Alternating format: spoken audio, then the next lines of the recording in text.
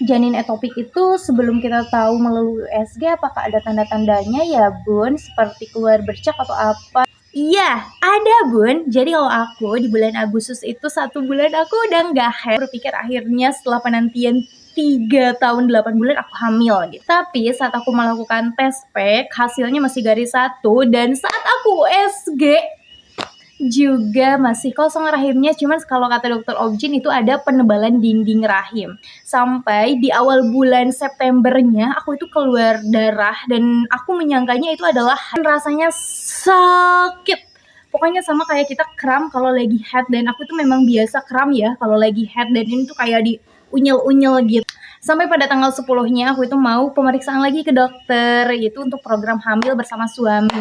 Tapi sebelum aku berangkat, aku itu iseng tes pack dan hasilnya, ya, aku garis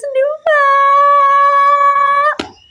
Bahagia nggak? Bahagia dong. Dan ya, aku menjaga kehamilanku dengan baik. Aku menghindari semua makanan yang tidak baik, aktivitas yang berlebihan. Dan aku itu pecinta Nadia Oomara horor. Aku juga gak nonton yang horor-horor. Takutnya si janinnya takut.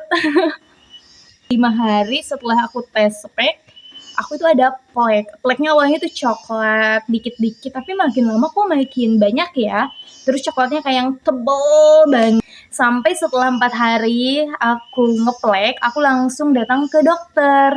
Cuman saat itu aku cuman ketemu bidan karena dokter objinnya sedang tidak praktek pada saat itu. Dan aku dikasih obat penguat kandungan. Aku kembali lagi ke dokter untuk di USG.